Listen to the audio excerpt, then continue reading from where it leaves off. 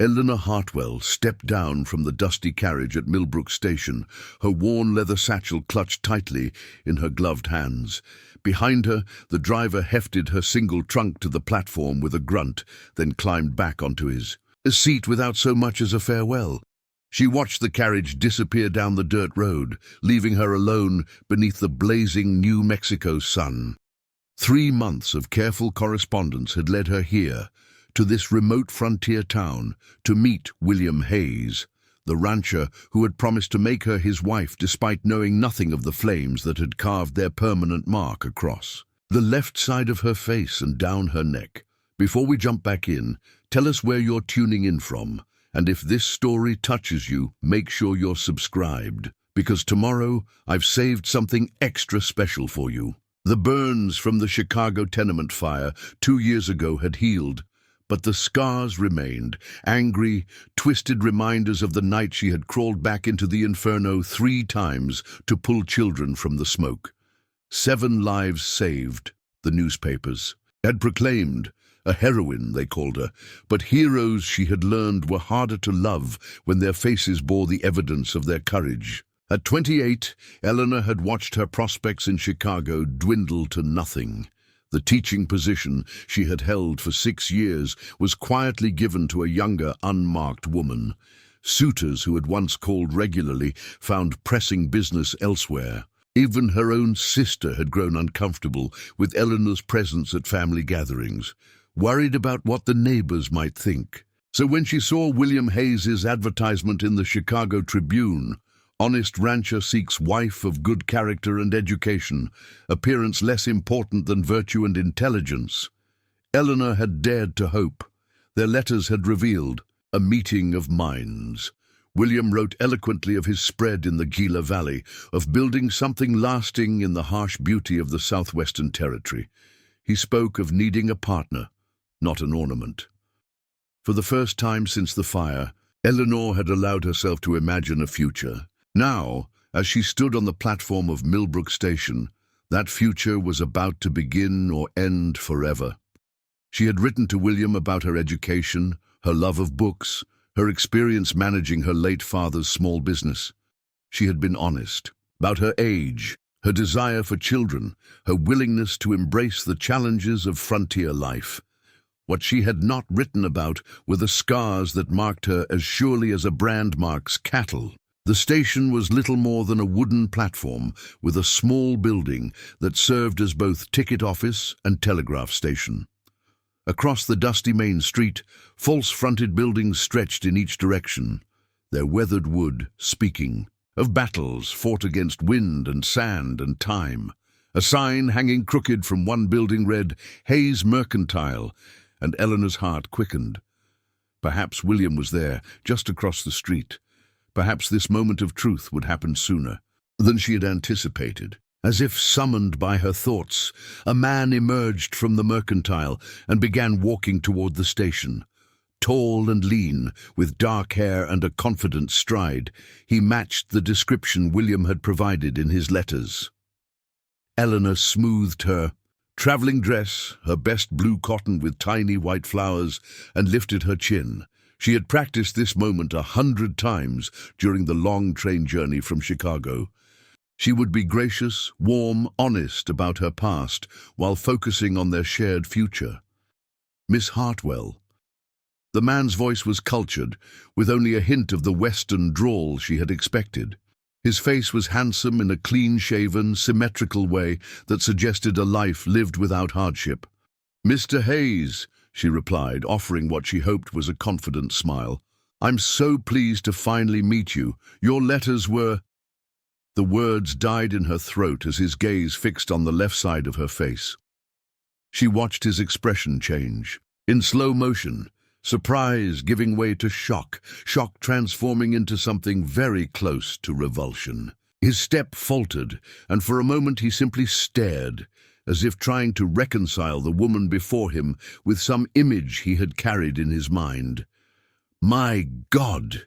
he breathed, his voice loud enough that a man loading supplies onto a nearby wagon turned to look. "You didn't. In your letters, you never mentioned He gestured vaguely toward her face, never quite meeting her eyes again. Eleanor felt the familiar burning in her cheeks that had nothing to do with scars and everything to do with shame. "Mr. Hayes, I can explain." "Explain," his voice rose, drawing more attention from passers-by. "You deceived me. You came here under false pretenses. Do you have any idea what people will think? What they'll say about me, about my family's name?" The words hit her like physical blows.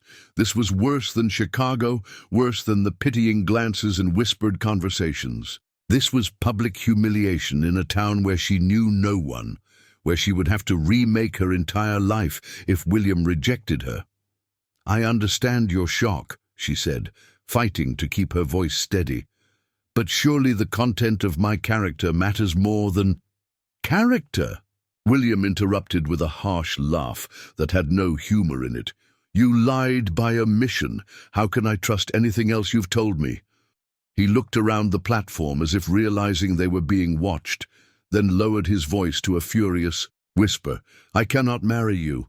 I won't subject my family, my business, my standing in this community to this." Eleanor felt something inside her crumble, the last bit of hope she had carried across the continent. But beneath the humiliation, a spark of anger began to grow. "My scars were earned saving the lives of 7 children, she said, her voice finding strength she didn't know she possessed. "If that diminishes me in your eyes, then perhaps it's fortunate I discovered the shallowness of your character before we wed. Preparing and narrating this story took us a lot of time, so if you are enjoying it, subscribe to our channel. It means a lot to us. Now back to the story." William's face flushed red. "Don't try to turn this around on me. You should have been honest from the beginning. You've wasted my time, caused me embarrassment." He seemed to struggle with what to say next, then apparently remembered his public image. "I'll arrange for your return passage to Chicago. There's a boarding house on 2nd Street where you can stay until the eastbound stage arrives next Wednesday." He reached into his vest pocket and removed a small leather pouch, counting out coins without looking at her. "This should cover your room and board, plus the stage fare." He placed the money on her trunk with the careful distance of someone avoiding contact with something contaminated. "Mr. Hayes," Eleanor began, but he was already walking away, his stride quick and purposeful as he fled the scene of his own cruelty. She stood frozen on the platform, fighting tears that threatened to fall, acutely aware of the curious stares and whispered conversations of the handful of people who had witnessed the exchange. A woman about her own age approached hesitantly, her face marked by genuine sympathy.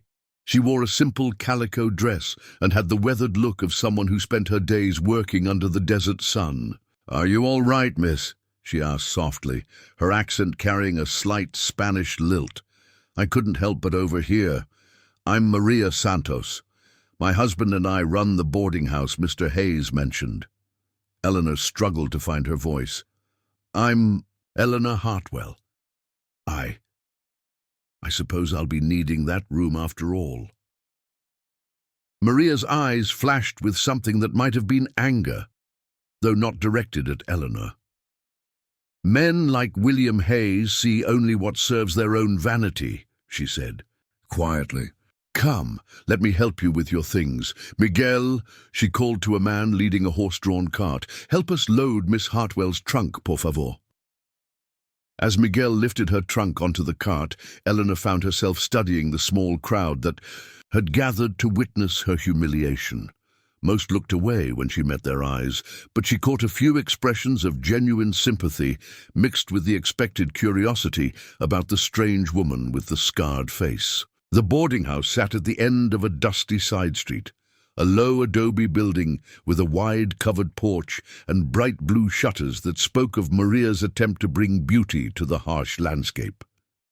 Clay pots filled with desert flowers lined the porch, and the whole place had an air of cleanliness and care that reminded Eleanor achingly of home.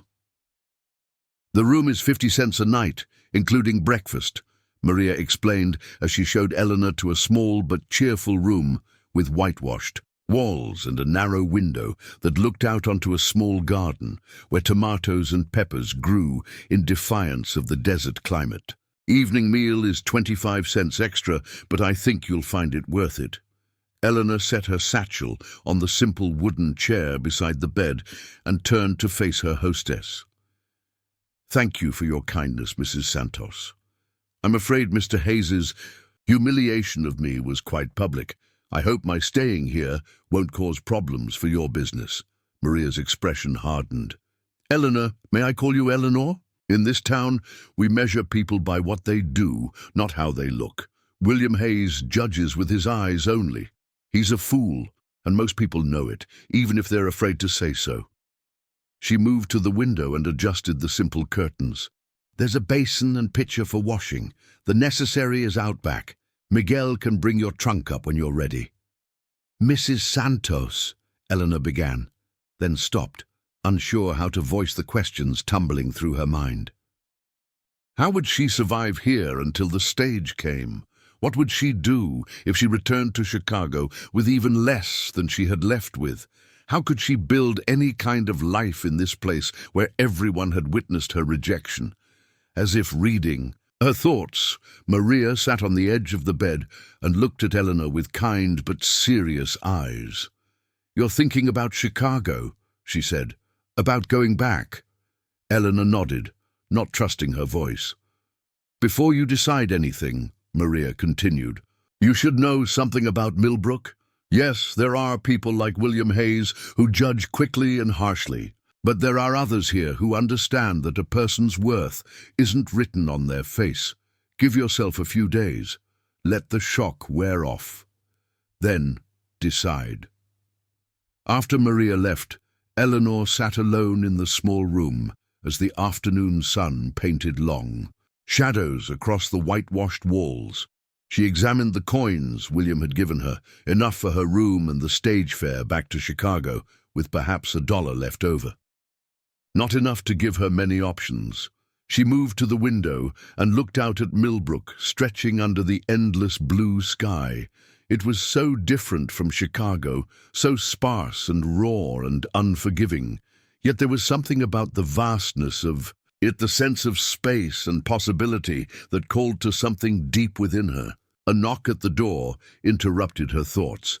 Miguel stood in the hallway, his weathered face creased with concern. "Señorita, there is a gentleman to see you. He waits in the parlor." Eleanor's heart sank. Had William Hayes returned to humiliate her further, to demand she leave town immediately rather than wait for the Wednesday stage? She followed Miguel down the narrow hallway to the boarding house's small parlor, preparing herself for another confrontation. But the man standing by the window was not William Hayes. He was shorter than William, broader through the shoulders, with sun-darkened skin and graying hair that spoke of years spent working outdoors. His clothes were clean but practical, worn. Leather boots, canvas trousers, a cotton shirt with the sleeves rolled up. It was only when he turned toward her that Eleanor noticed his right sleeve was pinned up at the shoulder. "Miss Hartwell," he said, his voice deeper and more resonant than William's, with the honest warmth of someone unaccustomed to pretense. "My name is Captain James Macready, though most folks just call me Mac. I wanted to speak with you, if you have a moment." Eleanor studied him uncertainly. He was perhaps 40, with intelligent brown eyes and a face that was pleasant rather than handsome, marked by sun and wind and what looked like old worries. Most notably, he met her gaze directly, without the quick glances away she had grown accustomed to. "Captain?" she repeated. "Are you military?" "Was," he replied simply. "Lost the arm to a Confederate cannonball at Gettysburg. Lost the rank when I mustered out." He gestured toward a chair. "Might we sit? I have a proposition. That might interest you."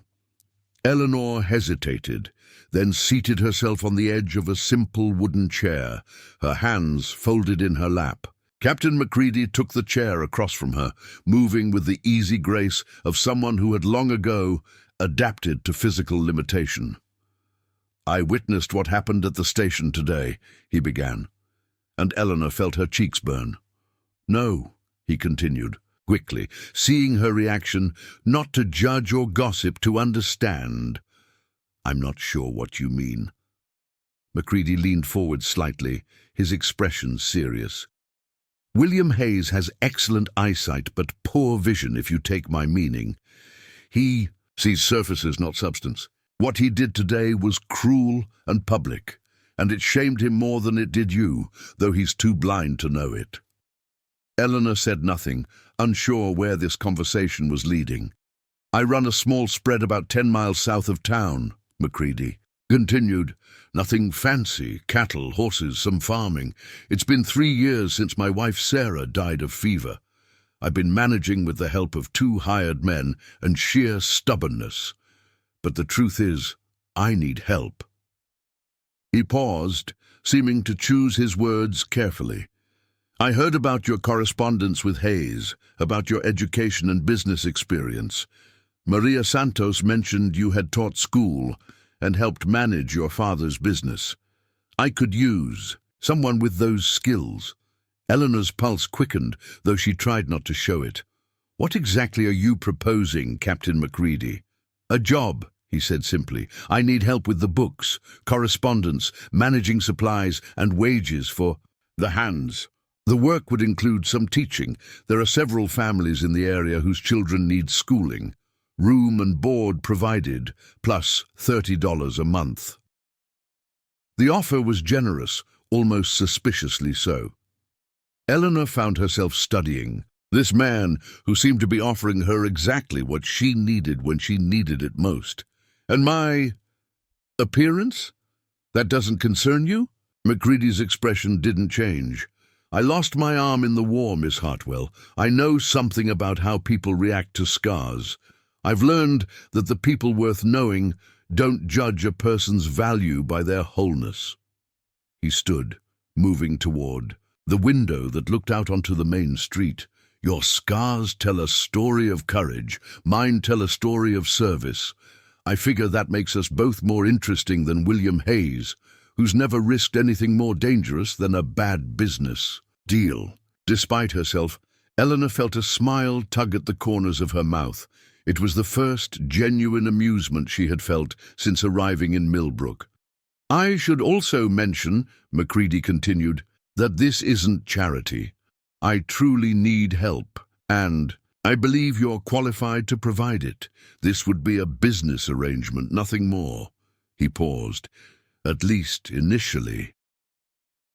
There was something in his tone that made Eleanor look at him more sharply, but his expression remained neutral. "When would you need an answer?" she asked. "Take your time, think it over, talk to Maria about it. She knows me, knows the situation. I'll be in town until Thursday. That gives you time to decide whether to take the stage back to Chicago or try something new here." He moved toward the door, then paused. "For what it's worth, Miss Hartwell, I think William Hayes made the biggest mistake of his life today. His loss could be Millbrook's gain, if you're willing to give this place a chance." After he left, Eleanor sat in the parlor for a long time, watching the sunset paint the sky in shades of orange and red that could only exist in this vast, open country. Captain Macready's offer changed everything. She had come to Millbrook expecting to marry William Hayes and build a life as a rancher's wife. That dream had died on the station platform. But perhaps there was another dream to be found here. One built on her own merits rather than marital dependency. Maria appeared in the doorway, wiping her hands on her apron. "Mac spoke with you? You knew he was coming?" Maria nodded. "He asked about you after what happened at the station." "Mac's a good man, Eleanor. Lost his wife, his arm, spent 2 years drinking away his grief. But he pulled himself together, rebuilt his life. He doesn't make offers lightly." That evening, Eleanor joined Maria's family for dinner in the boarding house's small dining room. Miguel proved to be as kind as his wife, and their teenage son Carlos entertained her with stories of life in Millbrook. As Maria had promised, the food was excellent. Tender beef stewed with peppers and tomatoes, fresh bread, and coffee stronger than anything she had known in Chicago.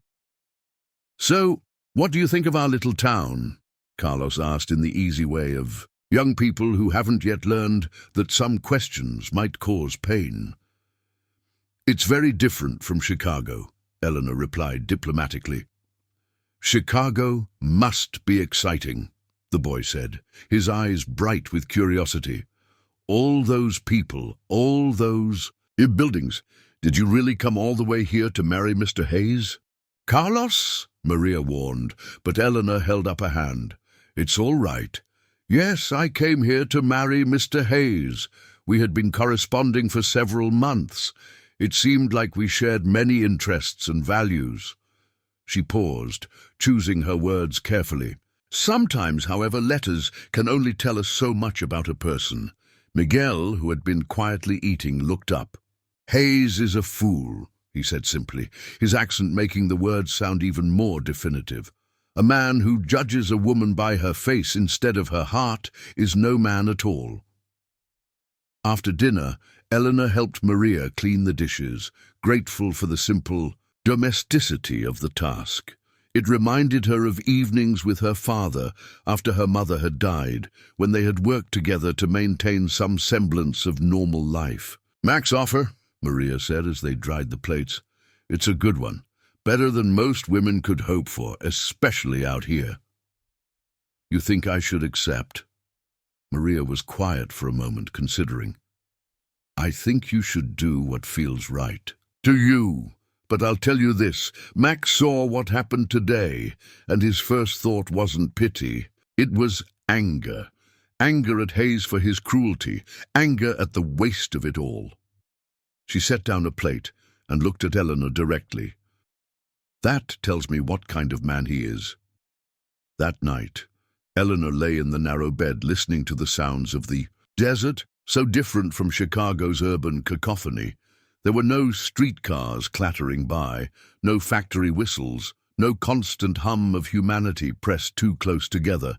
Instead, she heard the distant call of coyotes, the whisper of wind through the building's vigas, and from somewhere nearby, the gentle strumming of a guitar.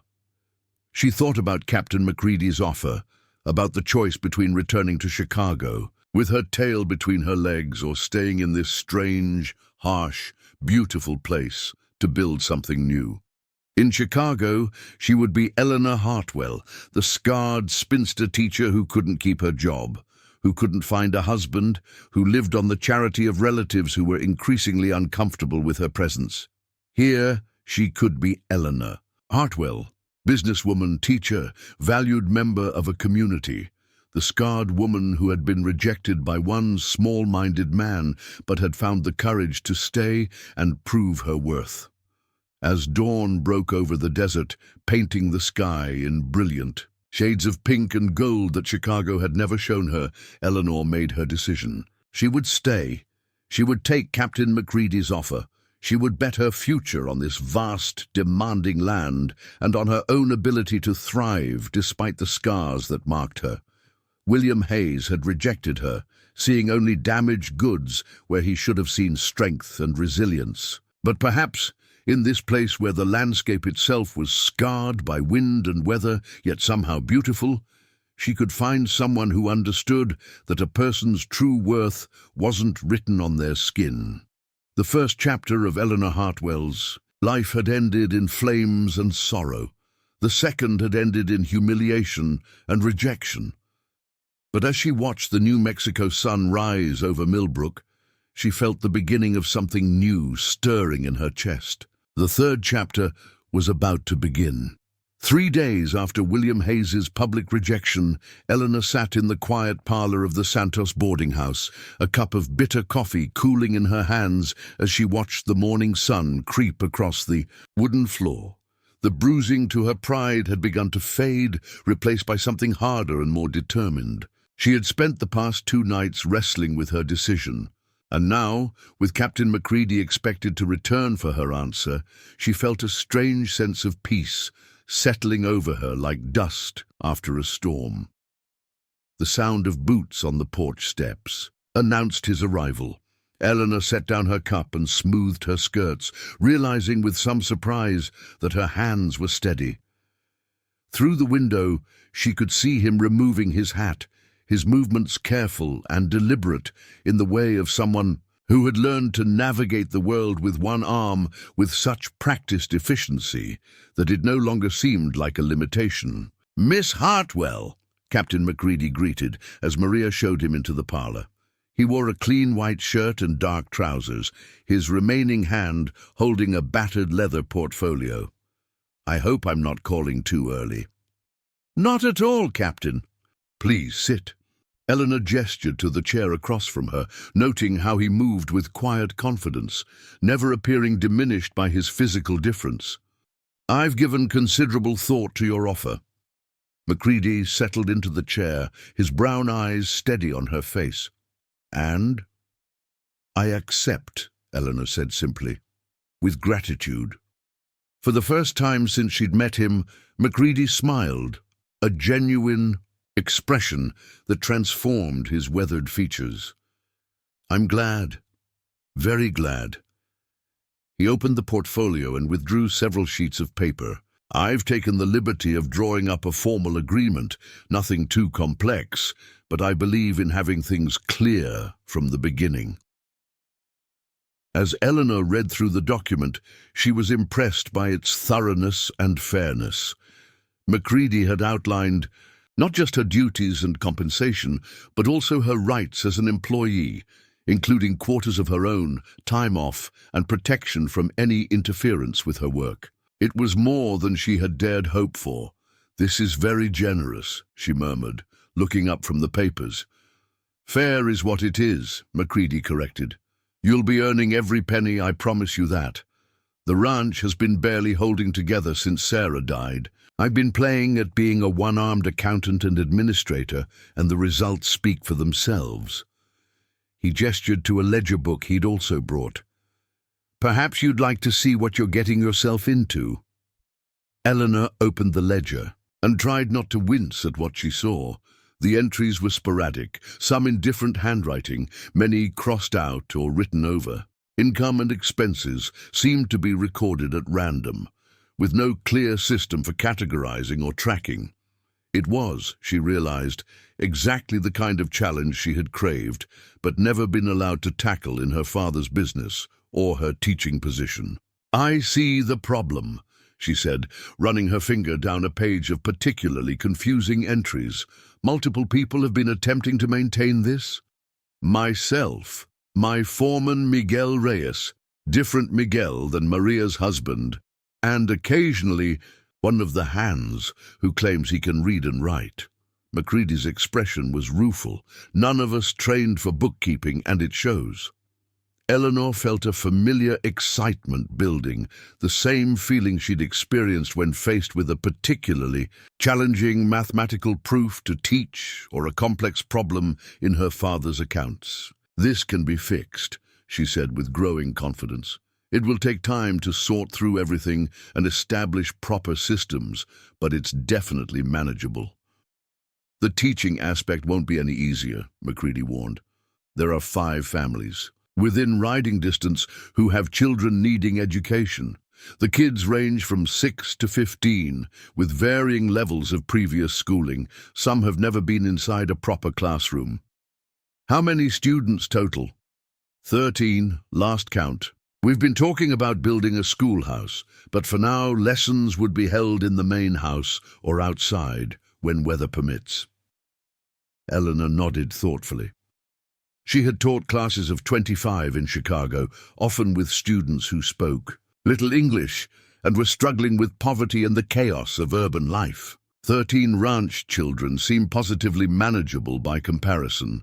"When would you like me to start?" she asked. "Today, if you're willing. I had Miguel hitch up the wagon this morning, thinking you might want to see the place before making your final decision. But if you're certain..." I'm certain. Eleanor stood, surprised by the firmness in her own voice. Let me gather my things. As she packed her few belongings, Maria appeared in the doorway, her face glowing with approval. I knew you'd stay, she said, embracing Eleanor warmly. Mac needs someone like you, and I think maybe you need someone like him too. It's a business arrangement, Eleanor protested, but Maria just smiled knowingly. Of course it is, Mija. Of course it is. The ride to Macready's ranch took them south through landscape that grew increasingly dramatic with each mile.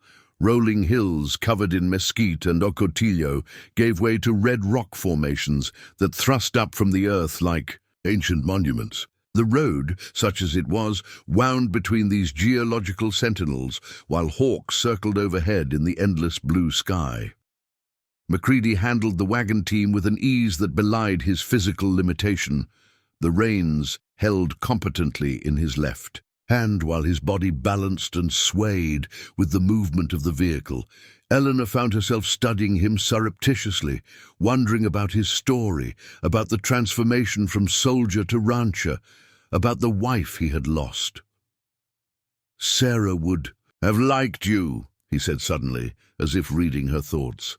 She had little patience for people who judged by appearances, called it lazy thinking. How long were you married?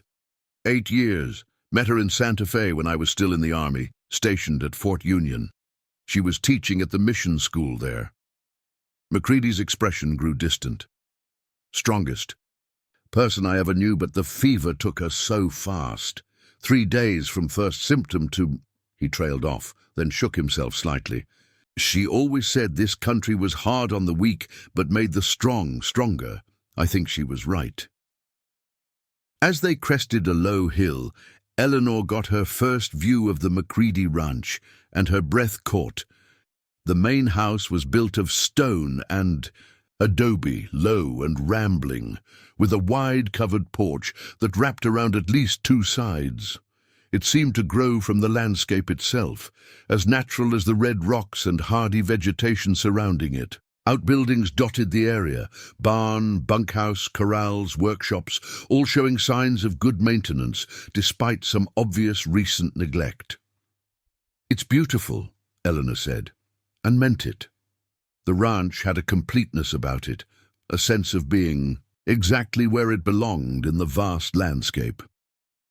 Sarah designed the house, Macready said with obvious pride. Said she wanted something that would still be beautiful in 100 years, long after we were dust. I think she succeeded. As they approached the main house, Eleanor could see several men working in the corrals with horses. They paused in their tasks to watch the wagon approach, their curiosity evident even from a distance. Eleanor felt a familiar tightness in her stomach, the anticipation of new stares, new judgments. The hands are good men, Macready said, perhaps sensing her tension. Miguel Reyes has been foreman here for 12 years, since before Sarah and I were married. He's the one who kept this place running when I was too drunk to know my own name after the fever took her. The assessment was delivered with such matter-of-fact honesty that Eleanor found herself relaxing slightly. Here was a man who didn't pretend his life had been without struggle or failure. Miguel Reyes proved to be a weathered man in his 50s, with intelligent dark eyes and hands that spoke of decades of hard work. He approached the wagon as Macready brought it to a stop in front of the house, his expression welcoming but curious. Miguel, this is Miss Eleanor Hartwell, Macready said, as he climbed down from the wagon, moving to offer Eleanor assistance. She'll be handling our books and teaching the local children. Eleanor, Miguel Reyes, my foreman, and the man who actually knows how this ranch runs. Miguel removed his hat and nodded respectfully. Señorita Hartwell, welcome. We have heard you will bring order to the captain's papers, see? This is very good news. Eleanor climbed down from the wagon, grateful for the warm formality of Miguel's greeting. Like Macready, he looked directly at her face without the quick glances away she had grown to expect. I hope I can live up to your expectations, Mr. Reyes, she replied. Miguel, por favor. We are not so formal here. He gestured toward the house. The captain. He shows you where everything is, yes? I think you will like Senora Sarah's study. She kept her school things there. The inside of the house was as impressive as the exterior, with thick walls that kept the interior cool. Despite the climbing heat outside, the main room had a massive stone fireplace and exposed wooden beams, with furniture that looked handmade but well crafted. Windows had been positioned to take advantage of the views while providing cross-ventilation, and Eleanor could see Sarah. Macready's touch in the way the space was arranged for both comfort and practicality. The study is through here, Macready said, leading her down a hallway lined with what appeared to be Sarah's artwork, watercolor paintings of desert landscapes that captured both the harshness and beauty of the land. Sarah's study was a revelation. Books lined 2 walls from floor to ceiling, an eclectic collection that ranged from agricultural texts to classical literature to children's primers. A large desk dominated one corner, positioned to look out through. French doors to a small garden where someone had coaxed roses and other delicate flowers to bloom despite the desert climate. "This is wonderful," Eleanor breathed, moving to examine the book collection. She pulled out a volume of Shakespeare's sonnets, noting the careful marginalia in what must have been Sarah's handwriting. She was self-educated, Macready explained. Her family had little money for formal schooling, but Sarah believed books could teach anyone anything they needed to know. She started the first school in this area, taught any child whose parents would bring them. Eleanor opened a desk drawer and found it filled with lesson plans, exercises, even small primers that Sarah had apparently created herself. The woman's dedication to education was evident in every carefully preserved page. What happened to the school when she died? Macready's expression darkened. It died with her. The other families tried to keep it going for a while, taking turns teaching, but none of them had her knowledge or patience. The children have been without proper education for 3 years now.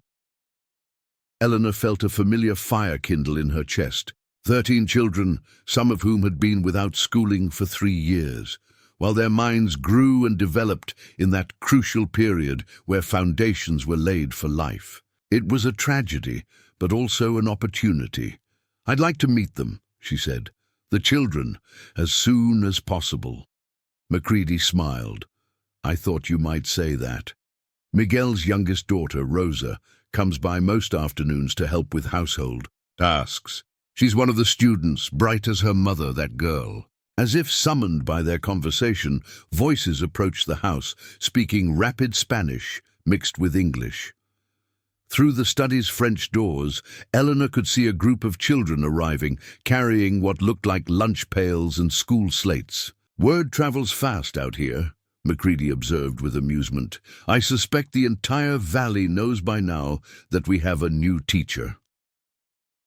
Eleanor's nervousness returned as the children approached. She had taught many students over the years, but always within the protective confines of an established school where her authority was recognized and her position secure. Here, she would have to prove herself all over again. The children who entered the study ranged from a girl who looked perhaps 6 years old to a boy who was clearly approaching manhood. They clustered near the doorway, whispering among themselves while stealing glances at Eleanor's scarred face. Miguel Reyes appeared behind them, gently urging them forward. "Niños, come meet your new teacher. Miss Hartwell, these are not all of them, but Rosa heard you were here and spread the word, see?" A girl about 13 stepped forward, her dark eyes bright with intelligence and curiosity. "I am Rosa, señorita. Papa says you will teach us reading and numbers and many things."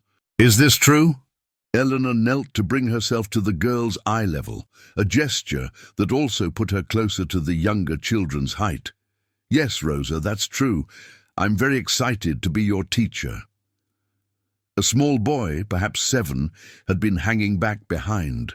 The others, but now he darted forward with the fearlessness of childhood. "What happened to your face?" he asked with innocent directness. The other children gasped and began to scold him in Spanish, but Eleanor held up her hand for quiet. "It's all right," she said calmly. "I was in a fire and I got burned helping some children get out safely. The scars remind me that sometimes doing the right thing costs something, but it's still worth doing." The boy studied her seriously, then nodded, as if this made perfect sense to him. "My papa says scars mean you were brave. He has scars too, from the war." "Your papa is a wise man," Eleanor replied. Rosa stepped closer, her teenage boldness overcoming her initial shyness. "Señorita, will you teach us the same things they learn in the big schools? In Santa Fe and Denver?" "Better than that," Eleanor said, rising to address all the children. "I'll teach you things that will help you succeed anywhere you go, whether that's Santa Fe or Denver or places you haven't even imagined yet." An older boy, perhaps 15, crossed his arms skeptically. "Why should we believe you? The last teacher who came left after 2 months. Said we were too wild, too behind to ever catch up." Eleanor felt a flash of anger at whichever teacher had been so cruel and defeatist, but she kept her voice steady. "What's your name?" "Pedro Morales." "Pedro, I spent 6 years teaching in Chicago, in schools where many children spoke no English. When they arrived, where poverty and hardship had put them years behind. I've seen children who couldn't even write their own names become scholars. Young people who everyone said would never amount to anything go on to accomplish remarkable things." She looked around at all the children. "What makes the difference isn't how much you know when you start. It's how badly you want to learn and how hard you're willing to work." Pedro considered this, his skepticism warring with obvious interest. "What would you teach us? Reading, writing, arithmetic certainly, but also history, geography, basic science. I understand some of you help run your family's ranches and farms, so we'll include practical mathematics, calculating feed and seed requirements, basic veterinary care, land surveying. For those interested, we can explore literature, advanced mathematics, even some basic engineering." Rosa's eyes grew wide. "Engineering? Like building bridges and buildings?" "Exactly like that.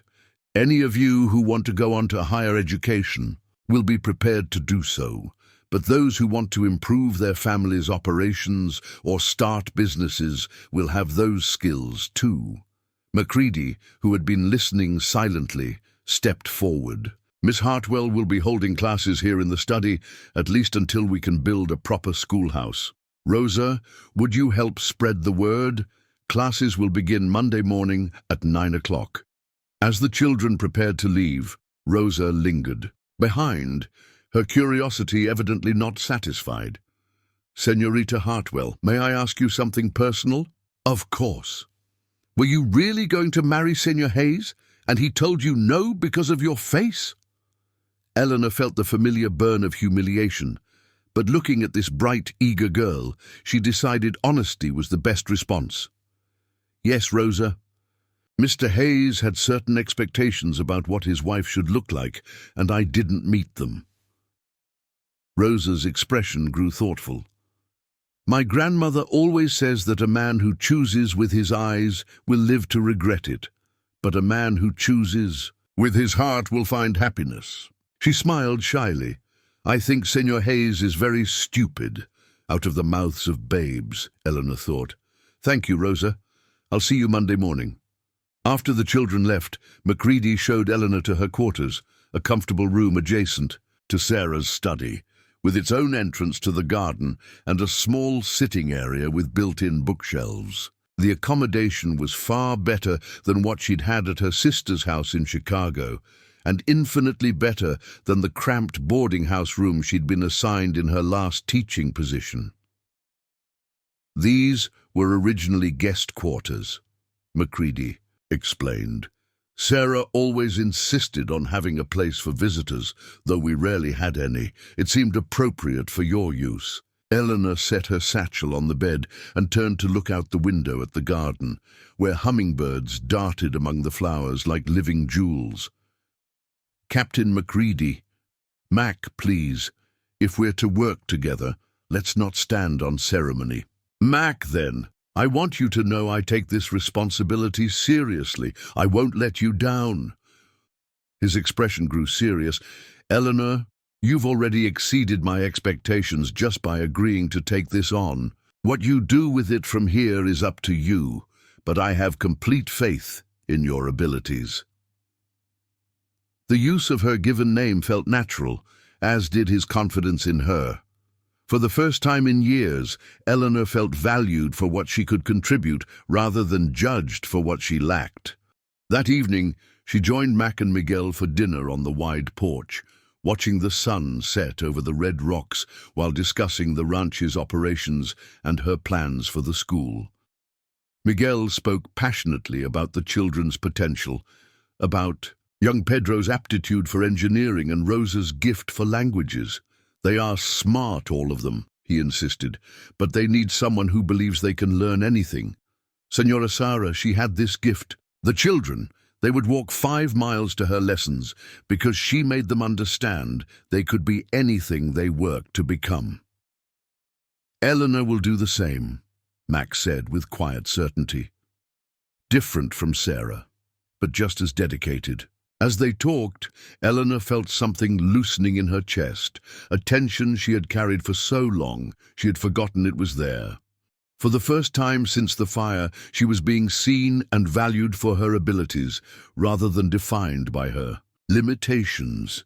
The scars were still there, would always be there, but here in this vast landscape under the brilliant stars, they seemed less like brands of damage and more like certificates of survival. When she finally retired to her room, Eleanor stood for a long moment in her doorway, looking back at the main house, where warm light glowed from the windows.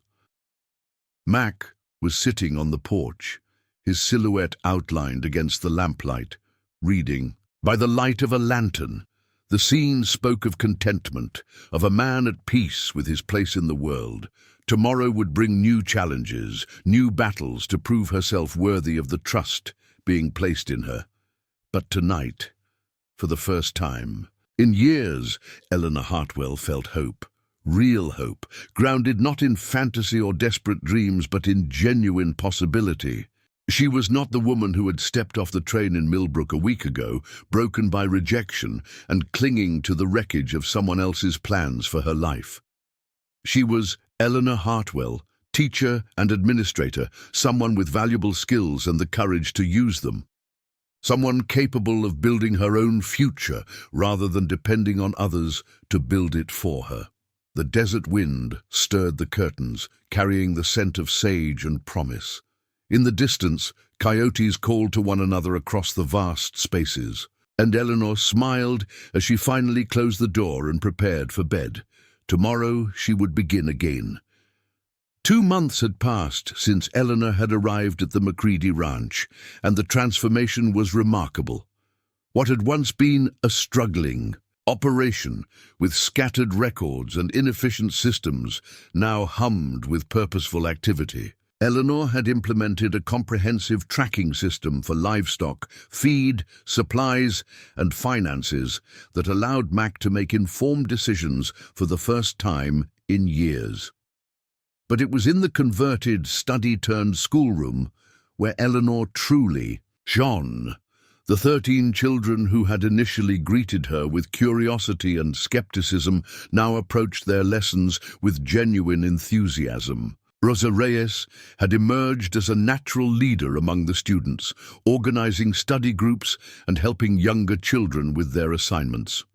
Pedro Morales, who had initially challenged Eleanor's qualifications, now stayed after lessons to work on advanced mathematical problems that would prepare him for engineering studies. Eleanor stood before her makeshift chalkboard on this particular morning, watching as her students filed in for their daily lessons.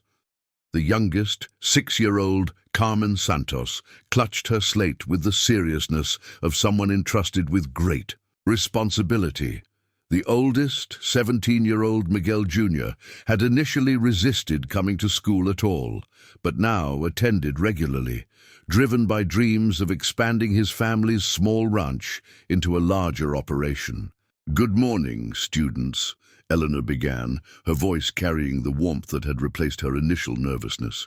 "Today we're going to discuss something that affects all of you directly: land ownership, mineral rights, and the mathematics of agricultural planning." Rosa raised her hand. "Señorita Hartwell, does this have to do with the strangers who have been riding through the valley asking questions?"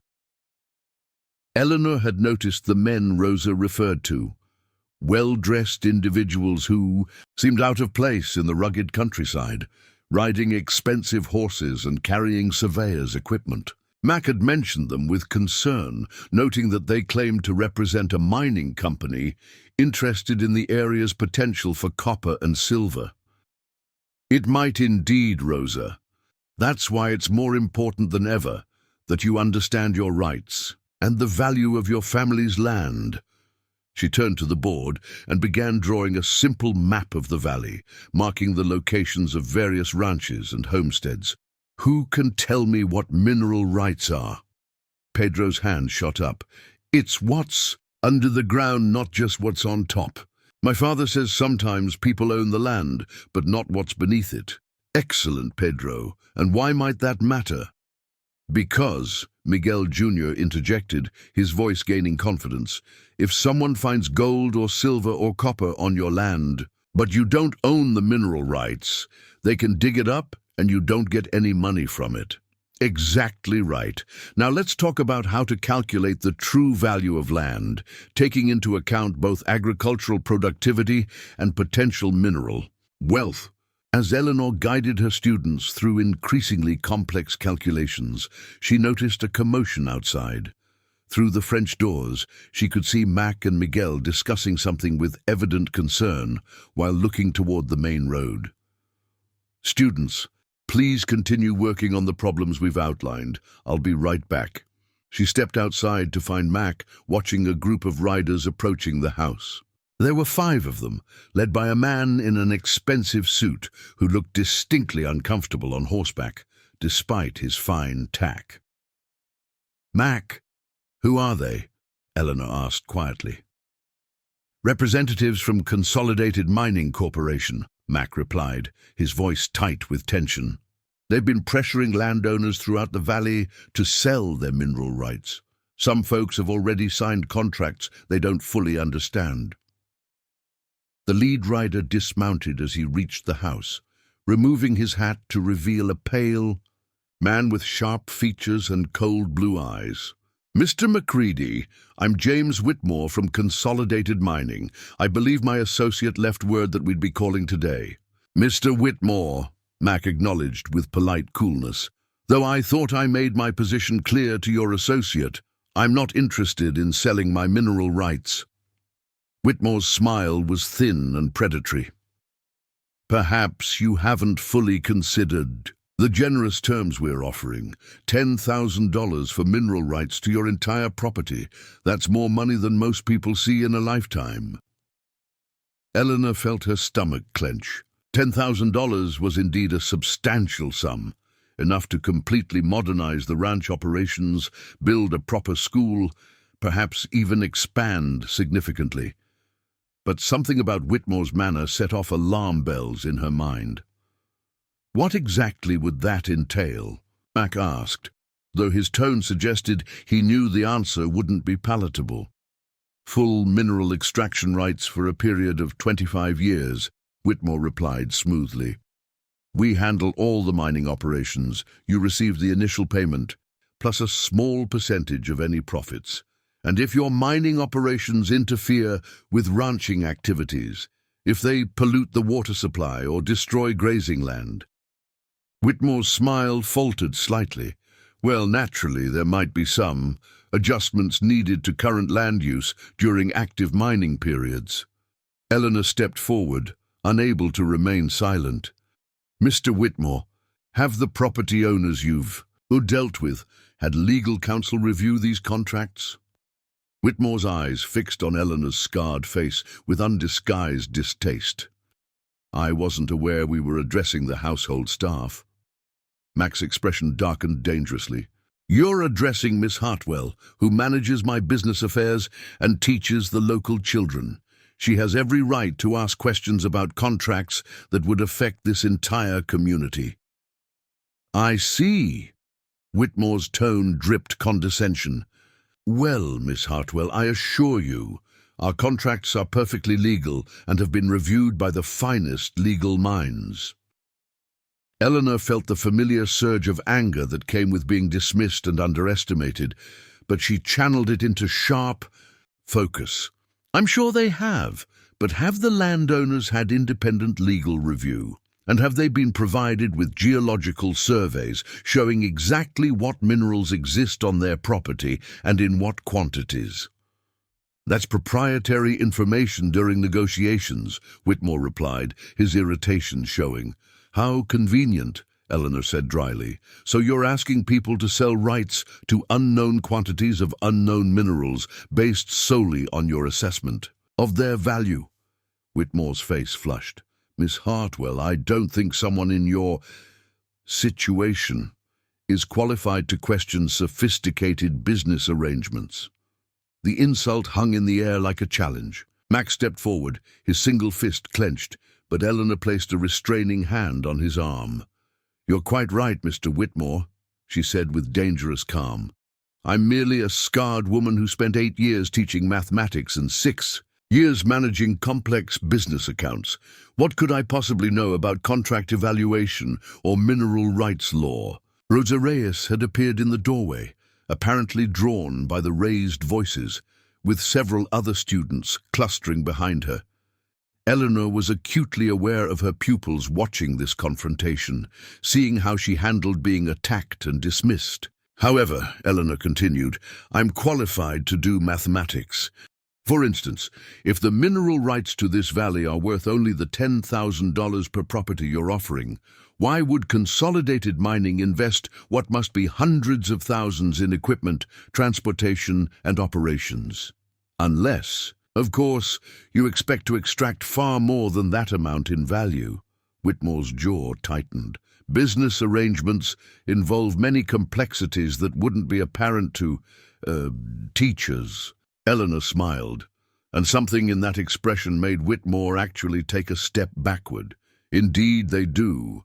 They involve complexities like fair market valuation, environmental impact assessments, legal liability for damages, and fiduciary responsibility to fully inform contracting parties. Complexities that any qualified teacher of mathematics and business would understand quite well. Miguel Reyes had joined them, listening intently to the exchange. Señorita Eleanor, he said, carefully, what is this about environmental impact? An excellent question, Miguel. Eleanor turned slightly to include him and the watching children in her explanation. Mining operations require enormous amounts of water, often contaminating what they use. They strip away topsoil and vegetation, creating erosion and destroying grazing land. They produce toxic waste that can poison groundwater for generations. She looked back at Whitmore, whose confident demeanor was rapidly deteriorating. I assume Consolidated Mining has conducted thorough environmental studies and will provide insurance bonds to cover any damage to agricultural operations or water supplies. You're asking questions outside the scope of these negotiations, Whitmore snapped. No, Mac interjected, his voice hard. She's asking exactly the right questions, questions that should have been answered before you approached anyone in this valley. Pedro Morales had joined Rosa in the doorway, and Eleanor could see the gears turning in his sharp young mind. Señorita Hartwell, he called out, if they're offering the same amount to everyone, but everyone's land is different sizes with different amounts of minerals, how is that fair? Another excellent point, Pedro. Eleanor's voice carried clearly. so all the children could hear. A fair contract would involve individual geological assessments and pricing based on actual mineral content and extraction potential. Whitmore had clearly had enough. "Mr. Macready, I came here to make you a generous offer, not to be lectured by your employee. If you're not interested in our terms, I'm sure others in the valley will be more reasonable." "Others in the valley will make their own decisions," Mac replied firmly, "but they'll do so with full information. Miss Hartwell's questions have given me a much clearer understanding of what you're really offering." After Whitmore and his men had departed with barely concealed anger, Eleanor found herself surrounded by her students, all talking at once. "Señorita, how did you know to ask those questions? Will the mining really hurt the water? My papa signed one of those papers last week."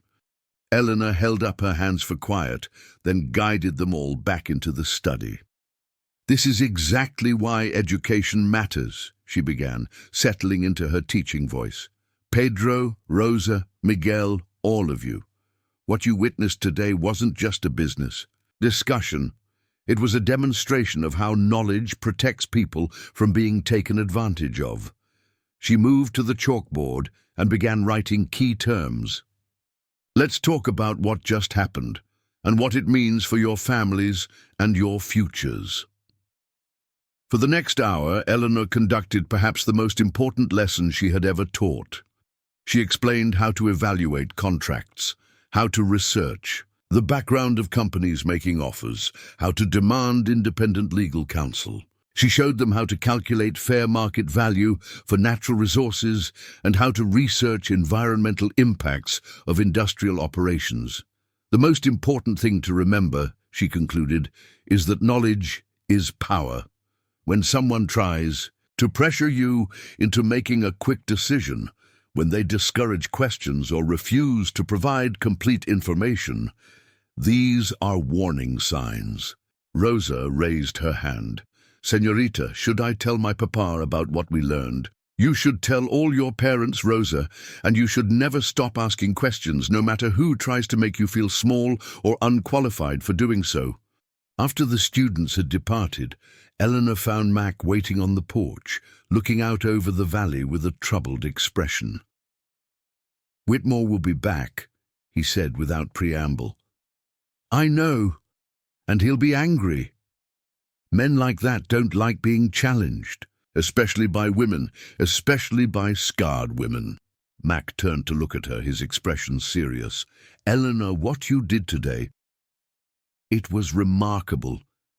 You turned what could have been a disaster into a teaching moment, protected not just this ranch but potentially the entire valley." Eleanor felt a flush of pride, but also a flicker of concern. "I may have made things more complicated. Whitmore will use my interference as an excuse to pressure other landowners, claim they're being influenced by outsiders. Then we'll have to make sure they're prepared for that pressure." Mac moved to lean against the porch railing, his gaze returning to the valley. "You know, when I first offered you this position, I thought I was doing you a favor, giving you a fresh start after Hayes rejected you." Eleanor waited, sensing he was working toward something important.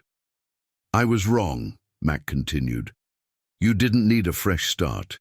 You needed a place where your strengths could be recognized and utilized. What happened here today, what you've accomplished with those children, what you've done for this ranch, you've given us far more than we've given you." The sunset was painting the sky in brilliant shades of orange and red, and Eleanor found herself thinking about how much her life had changed since that humiliating day at the train station. William Hayes had rejected her because he saw only scars, only damage, but Mac saw her intelligence, her strength, her capacity to fight for what was right. "Mac," she said softly, "there's something I need to tell you." He turned toward her, his expression attentive. "I've been thinking about consolidated mining, about Whitmore's reaction when you introduced me as someone who manages your business affairs. She paused, gathering her thoughts. He wasn't just dismissive because I'm a woman or because of my scars. He was angry because I disrupted his plan. What do you mean? Eleanor began pacing the length of the porch, her mind working through the implications of what she had observed. Think about it. They're offering identical contracts to everyone, regardless of property size or location. They're pressuring people to sign quickly without legal counsel. And when I started asking questions about geological surveys and environmental impact, Whitmore got genuinely flustered. Mac nodded slowly. You think there's something specific they're after? I think they already know exactly what's under this valley, and it's worth far more than they're paying for it. Eleanor stopped pacing and faced him.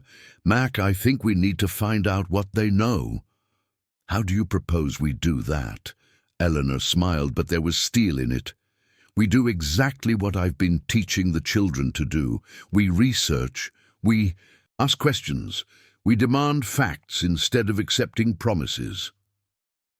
That evening, Eleanor sat in Sarah's study, surrounded by maps, newspapers, and legal documents that Mac had unearthed from various files. By lamplight, she traced the movements of Consolidated Mining Corporation, researching their previous operations, their financial backing, their methods of operation. What she found was disturbing. Consolidated Mining had a pattern of targeting rural areas with limited legal resources, offering quick cash for mineral rights, then extracting millions in value while leaving environmental devastation behind. Their contracts typically included loopholes that protected the company from liability for damages, while transferring most of the financial risk to the original landowners. A soft knock at the study door interrupted her research. "Come in," she called.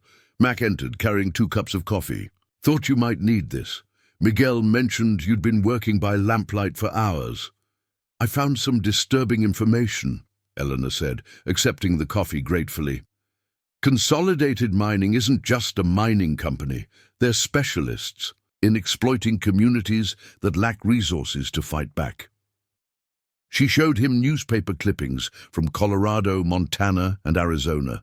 Stories of valleys stripped bare, water supplies contaminated, ranching families forced to abandon land that had been in their families for generations. "There's more," Eleanor continued, pulling out a map she had been annotating. "I've been tracking their pattern of operations, and this valley fits perfectly. Remote location, independent landowners without legal resources, no strong local government to impose environmental regulations." Mac studied the material she had assembled, his expression growing increasingly grim. "What do you think they're really after?" "Silver, most likely, based on the geological surveys I found in Sarah's papers." She apparently had the area surveyed years ago out of curiosity. Eleanor pointed to several markings on an old map. "But here's the interesting part. The richest deposits appear to be concentrated in 3 areas. Your property sits on one of them, and the others? The Morales Ranch and the Santos Homestead, 3 properties that, combined, would give consolidated control of the most valuable mineral deposits in the valley." Mac set down his coffee and rubbed his temples with his single hand. "So they're not just stealing mineral rights. They're targeting specific families for maximum profit." "Exactly. And once they have those 3 properties, the mining operations will make the surrounding land virtually worthless for ranching. Anyway, the environmental damage alone will force out the remaining families." Eleanor stood and moved to the window, looking out at the dark valley. Somewhere out there, families were sleeping peacefully, unaware that their entire way of life was being systematically targeted for destruction. "Mac, we have to warn them, all of them." "Warning them is one thing," Mac replied, "but stopping Consolidated Mining will require more than warning. It will require organizing the entire valley to resist, and that means convincing people to turn down immediate cash for long-term protection of their land." Eleanor turned back to him, her mind already working on the challenge. then we need to show them exactly what they'd be giving up and exactly what Consolidated really plans to do with their land. How? We need our own geological survey. We need legal counsel who can review these contracts and explain the real implications. And we need to document what's happened in other places where Consolidated has operated. Mac leaned back in his chair, studying Eleanor with something approaching. "Oh, you realize what you're proposing? Taking on a company with enough capital to buy entire towns, with lawyers and politicians in their pocket?" Eleanor met his gaze steadily. "I've spent my entire life being told I wasn't good enough, smart enough, or whole enough to matter. I've been dismissed, overlooked and rejected. But today, when that smug man tried to intimidate an entire community into giving up their inheritance for a fraction of its value, I realized something important." "What's that?" "Sometimes being underestimated is an advantage. Whitmore saw a scarred woman and assumed I was powerless. He never imagined I might be the one person in this valley with the knowledge and determination to expose his scheme." Mac stood and moved closer to her, his expression intense. "Eleanor, this won't be easy. They'll fight back, probably dirty. Are you prepared for that?" Eleanor thought of her students, of Rosa's bright curiosity and Pedro's engineering dreams, of little Carmen struggling to form her letters on her slate. She thought of Miguel Reyes and his pride in the land his family had worked for generations. She thought of all the families in this valley who trusted their neighbors and believed in doing an honest day's work for an honest day's pay. "Let them fight," she said quietly. "I didn't survive a factory fire, cross a continent, and rebuild. My life from nothing, just to watch a bunch of corporate predators destroy a community that welcomed me when I had nothing." Max smiled then, an expression of such warmth and admiration that Eleanor felt her breath catch. "Sarah always said this land would remake anyone strong enough to embrace it," he said softly. "I think she was right." As thunder rumbled in the distance, promising one of the desert's dramatic storms, Eleanor began planning the fight of her life. Tomorrow, she would begin organizing the valley's defense. She would use every skill she had developed as a teacher and administrator, every lesson she had learned about perseverance and courage. But tonight, as lightning illuminated the red rocks and rain began to patter against the windows, Eleanor Hartwell felt something she had never experienced before, the absolute certainty that she was exactly where she belonged, doing exactly what she was meant to do. The scarred woman who had been rejected by William Hayes for her physical imperfections had found her true calling in defending a community against those who would judge its worth solely in terms of mineral extraction and profit margins. And she was going to win. The morning after Eleanor's research discoveries, she stood before the largest gathering the valley had seen in years. Word had spread quickly about the Consolidated mining threat, and families had ridden for hours to converge at the McCready Ranch. The main room overflowed with ranchers, farmers, shopkeepers and miners, people whose calloused hands and weathered faces spoke of generations spent carving life from unforgiving land. Eleanor had transformed the space into a makeshift courtroom, with maps pinned to the walls and stacks of documentation arranged on every available surface. She felt the weight of dozens of eyes upon her, some curious, some skeptical, many openly worried about their families' futures. "Thank you all for coming," Eleanor began, her voice carrying clearly through the crowded room. "I know many of you don't know me well. 3 months ago, I was a stranger who arrived on the eastbound stage, rejected by William Hayes, scarred by a factory fire, with nothing but a teaching certificate and determination to start over." She paused, letting her gaze sweep across the assembled families. "Some of you might wonder what right I have to speak about your land, your heritage, your future. The answer is simple. I have the right that comes from caring about this community, from seeing the potential in your children and from recognizing the difference between honest business and calculated fraud. Pedro Morales' father, Eduardo, stood up. "Miss Hartwell, my boy says you know things about mining contracts, but Senor Whitmore, he showed me papers that say Consolidated Mining is a very big company, very successful. They must know what they're doing." Eleanor nodded respectfully. "Mr. Morales, you're absolutely right that Consolidated Mining is large and successful. Let me show you exactly how successful they've been, at other people's expense." She moved to one of the mounted maps. This one showing mining operations in Colorado. This was the Cripple Creek area 5 years ago. Consolidated Mining purchased mineral rights from 47 families, each receiving between $8,000 and $12,000. She pointed to photographs pinned beside the map. Here's what those same areas look like today. The images were devastating.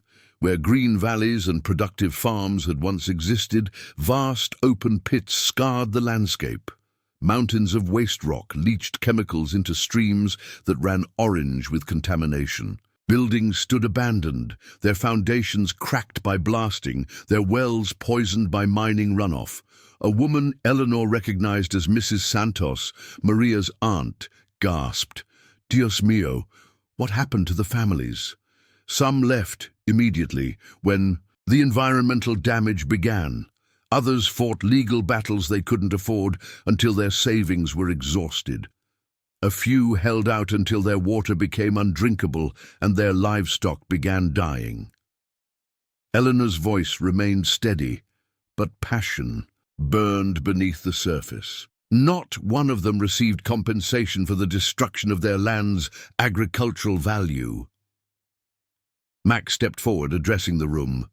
Eleanor spent weeks researching Consolidated Mining's operations. What she found should concern every one of us. Eleanor unveiled another display, this one showing financial documents. Here's what Consolidated Mining extracted from the Cripple Creek area, over $40 million in silver and gold. The families received a total of $450,000, less than 1% of the actual value. Murmurs of shock and anger rippled through the room. Miguel Reyes stood up, his weathered face set in hard lines. "They are thieves, ladrones in expensive suits." "Worse than thieves," Eleanor replied. "Thieves take what they can carry. Consolidated Mining takes everything, the minerals, the land's agricultural value, the water, the possibility of your children inheriting something worthwhile from your lifetime of work." Rosa Reyes, who had been sitting quietly with the other children, raised her hand. "Señorita Eleanor, what can we do to stop them?" Eleanor smiled at her brightest student. "We're going to do exactly what I've been teaching you in school, Rosa. We're going to use knowledge as our weapon. We're going to organize, research, prepare, and fight back with every legal means at our disposal." She moved to a large table where she had arranged various documents. "First, I've contacted attorney Samuel Morrison in Santa Fe. He specializes in mineral rights law and has successfully fought companies like Consolidated Mining before.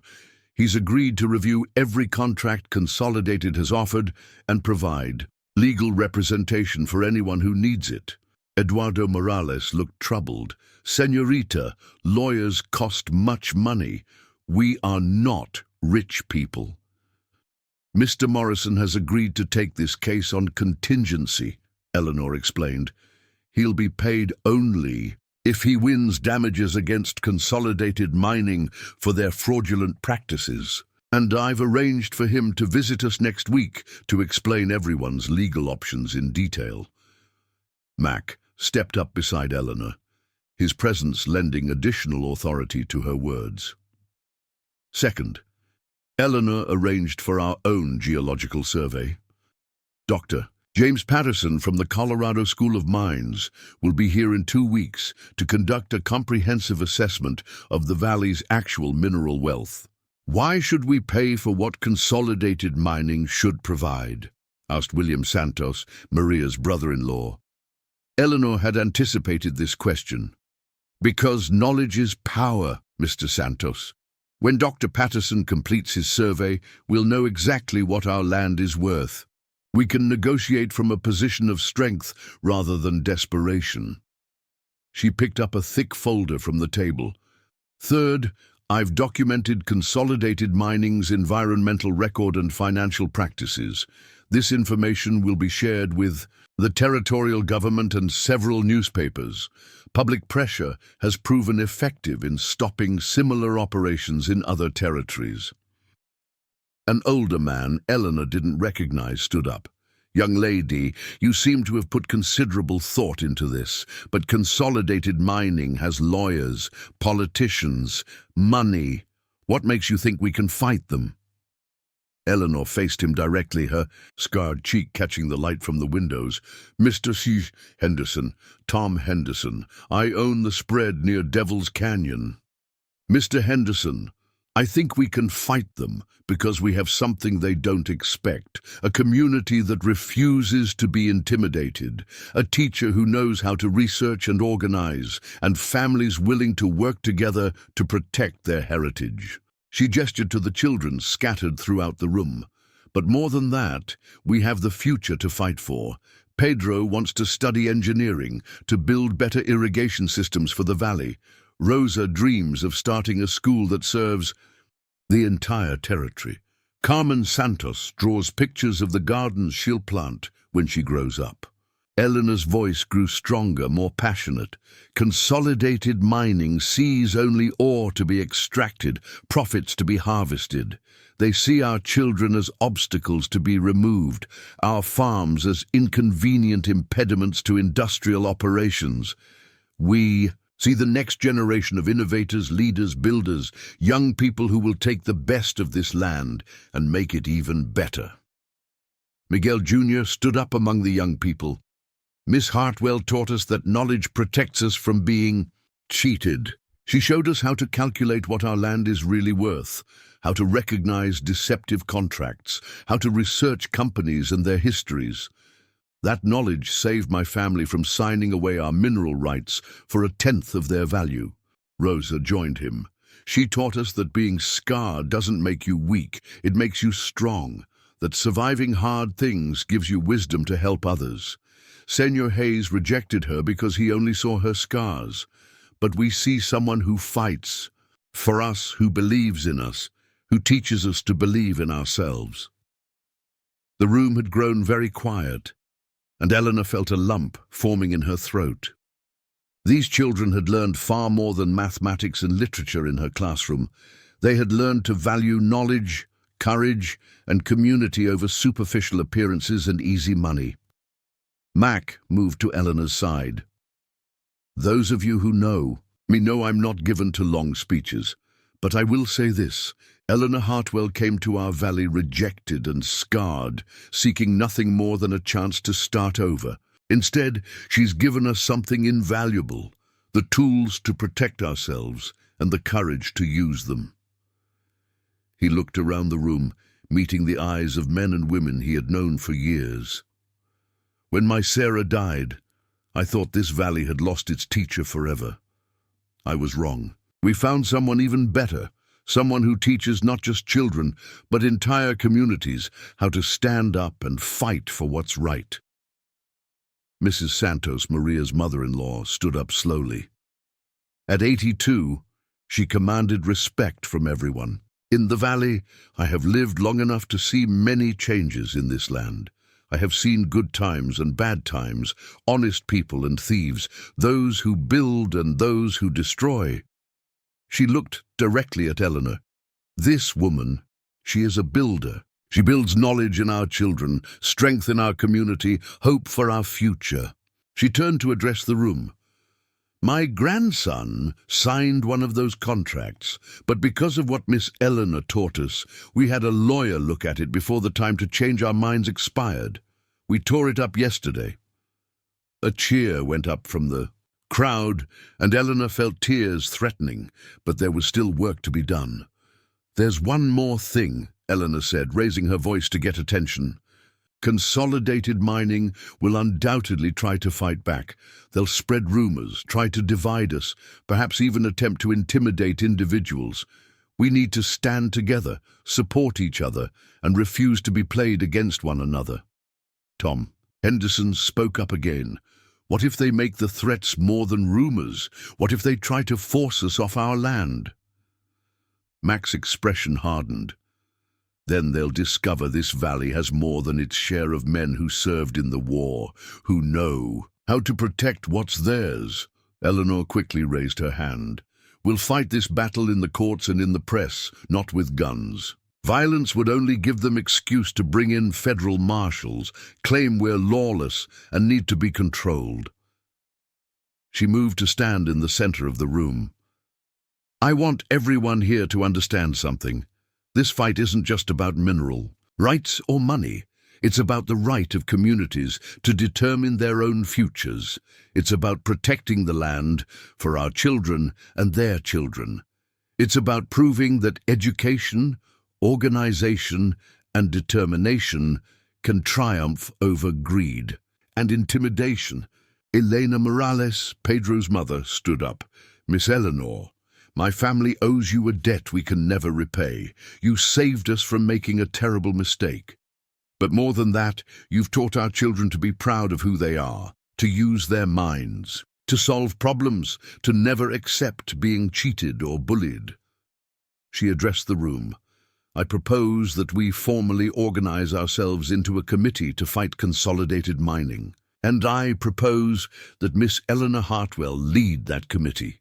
The response was immediate and overwhelming. Voices rose throughout the room in agreement, hands raised in support. Eleanor found herself elected unanimously to lead the valley's resistance against corporate exploitation.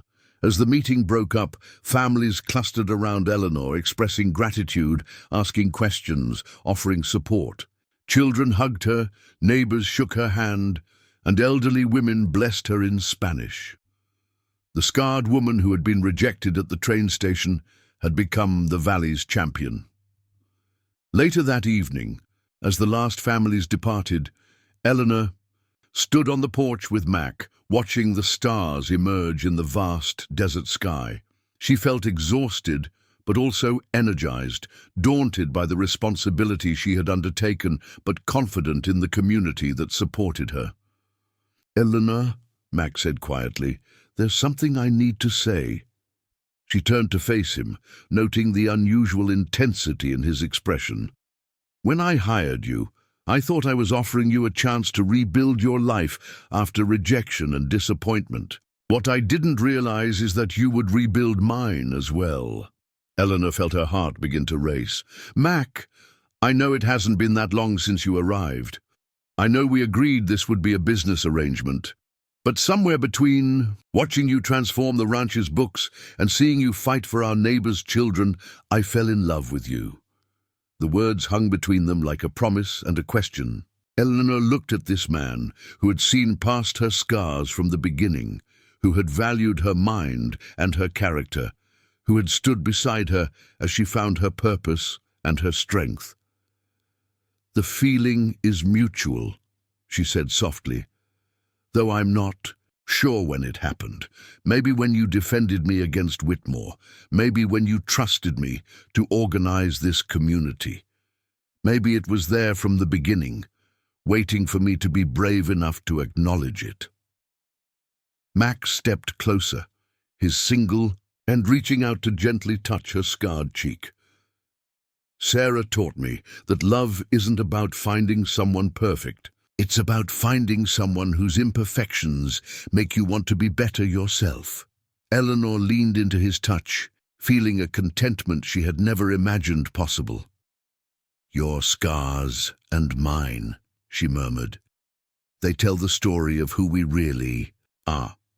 Will you marry me, Eleanor? Not as a convenience or business arrangement, but as true partners in every sense.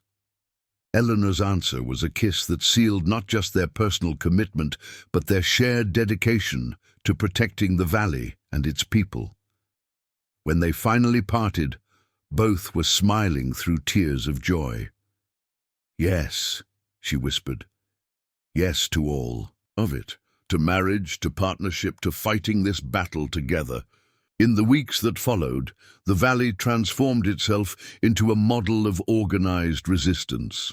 Samuel Morrison arrived and systematically reviewed every contract Consolidated Mining had offered, finding fraud and misrepresentation in each one. Dr. Patterson's geological survey confirmed Eleanor's suspicions. The valley contained silver and copper deposits worth millions, far more than Consolidated's offers suggested. The legal challenges began immediately. Morrison filed suit against Consolidated Mining for fraudulent misrepresentation, seeking not just to void the contracts, but to win damages for attempted theft and environmental harm. Newspapers throughout the territory picked up the story, portraying the fight as David versus Goliath, a small desert community standing up to Eastern corporate interests.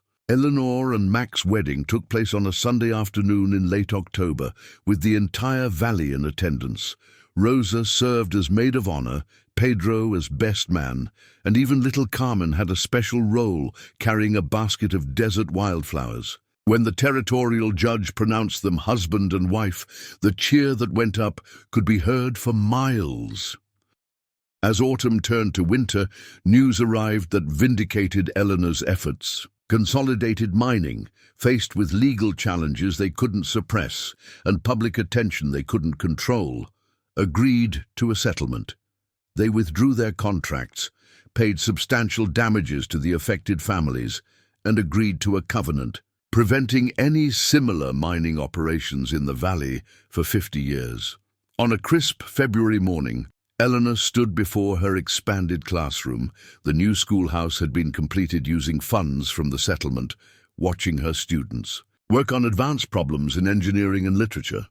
The school now served children from 3 valleys, and they were already discussing the need for further expansion.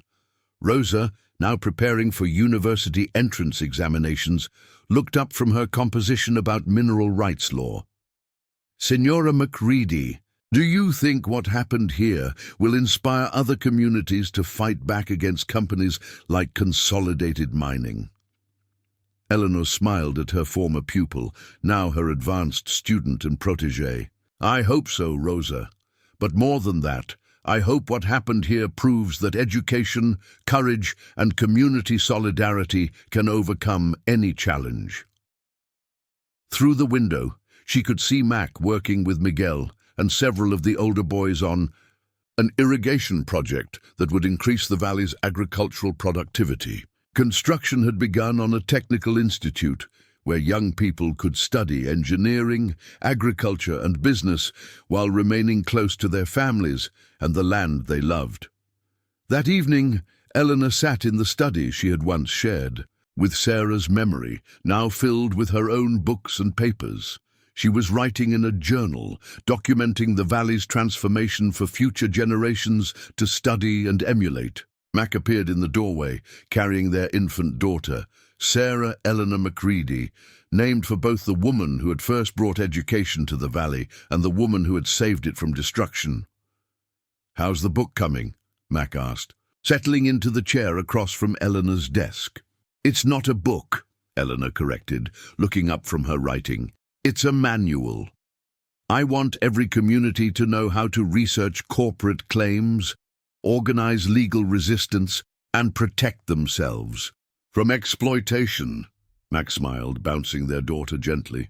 Our daughter will grow up in a world where scarred teachers lead communities, where one-armed ranchers build technical institutes, where children believe they can become anything they dream of becoming. Eleanor reached out to touch her daughter's tiny hand, marveling at the perfection of her unmarked skin.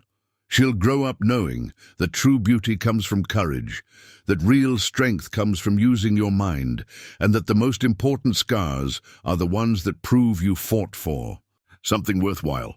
As night fell over the valley, Eleanor reflected on the unlikely journey that had brought her here. William Hayes had rejected her because he saw only scars, only damage, only disappointment. Mac had married her because he saw intelligence, courage, and the heart of a fighter. The mail-order bride who had arrived broken and rejected had become a teacher, a community organizer, a legal advocate, and a mother. Her scars, once symbols of shame, had become badges of honor, proof that she had survived, endured, and ultimately triumphed. The valley prospered, the children excelled, the Technical Institute grew into a renowned center of learning. And Eleanor Macready, the scarred woman who had been deemed unmarriageable, became known throughout the territory as the teacher who saved an entire community, and the pioneer who proved that true worth was measured not in unmarked skin, but in uncommon courage. In her journal that night, Eleanor wrote, "I came to Millbrook seeking a husband and found rejection. But in losing one man's shallow affection, I gained a community's respect, a family's love, and a lifetime's purpose." Some scars heal completely, others remain visible forever. But the scars that matter most are the ones that remind us we survived, we fought, and we won. The desert wind stirred the curtains, carrying the scent of sage and possibility just as it had on her first night in the valley. But now, Eleanor Macready was home, truly, completely, permanently home, in a place where scars were honored, minds were valued, and every child believed they could change the world. The story that began with rejection had become a testament to the transformative power of education, community, and love that sees beyond the surface to the soul beneath. And in the sprawling desert of New Mexico, in a valley protected by the courage of its people and the wisdom of a scarred teacher, that story would inspire generations to come. Up next, you've got two more standout stories right on your screen. If this one hit the mark, you won't want to pass these up. Just click and check them out. And don't forget to subscribe and turn on the notification bell so you don't miss any upload from us.